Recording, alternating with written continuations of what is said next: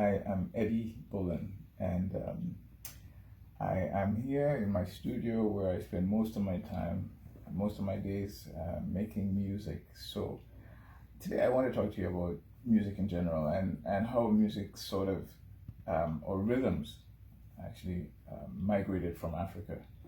Um, so we had the slave trade, which went to Africa, went to the Caribbean, um, and primarily South America, Brazil, and some of the other South American countries. And through all of those, you have different rhythms that sort of migrated with the slaves from Africa, and they permeated themselves in different ways. For example, you have reggae from Jamaica.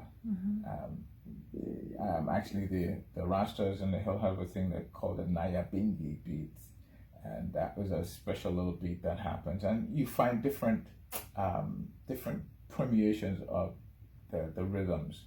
You have what we call one drop. We have steppers rhythms. We have papa top, and all again those rhythms originated from Africa. When you think of let's say Afro-Cuban music, which is from Cuba, a lot of rhythms. For example, there's a thing called the cha-cha-cha. You'd see that with Dancing with the Stars. They would play the cha-cha-cha. That's from Cuba. The rumba, that's from Cuba. Bolero, that's from Cuba. Again, those are all Afro-Cuban rhythms. You go to, let's say, the Dominican Republic. There's a thing called merengue. Again, that's the mixture of African rhythms with some European style, horns and guitars. And let's say you start going down to Trinidad. You have calypso. You have soca. Again, those are African rhythms that were made, again, permeated. The steel drum is the only instrument that was invented in the 21st century. Just think about that, right? And you have at carnival time, you have steel drum orchestras with over 400 steel drum players, and they all play amazingly. They play pieces that are 10 to 15 minutes long, beautifully. They even play a lot of the classical pieces, and sounds amazing. And then you go down to, let's say, Brazil, and you have samba. Again, that was a music, it's really a protest music. And that was music that was, in the 30s and 40s, if somebody would be walking down the road with a guitar, they could be stopped and questioned and put in jail for playing samba.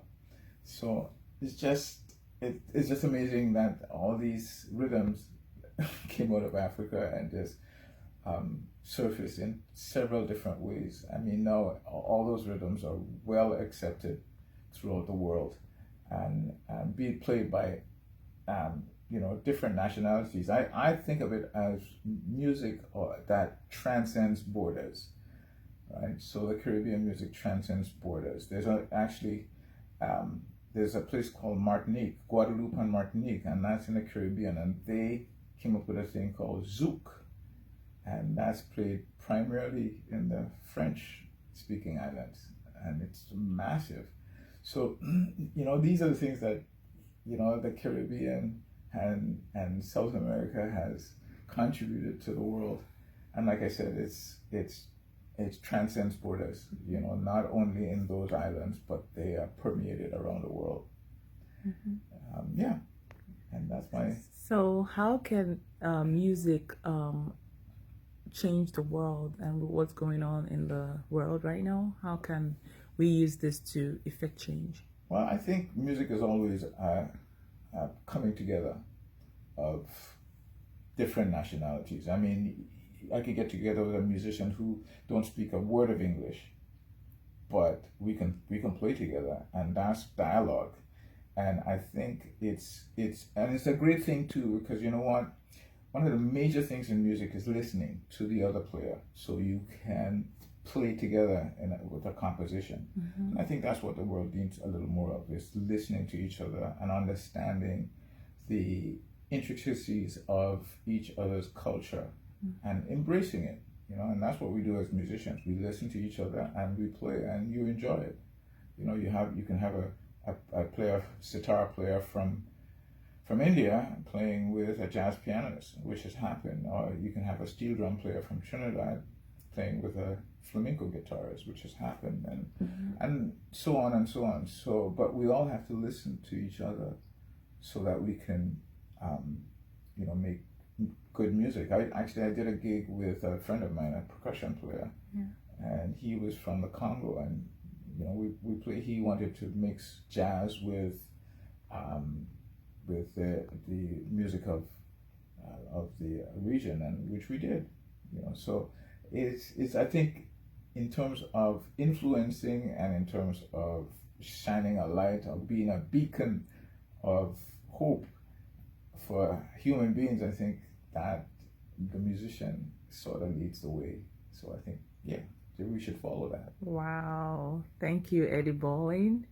And once again, introduce yourself to the world. Yeah, my name is Eddie Bullen, and I'm a pianist and I'm a producer. I've produced over 200 albums.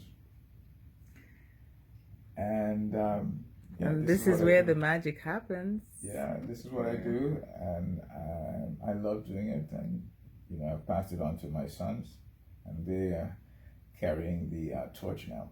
Yes, thank you so much, Eddie, and more force to your gifts. And we hope you keep blessing the world, keep shining your light to this world. We need a lot of light because there's so much darkness.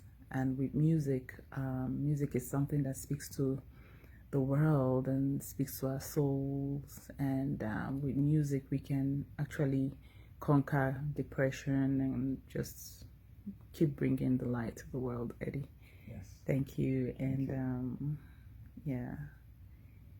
more power to what you do. Thank you. Yeah.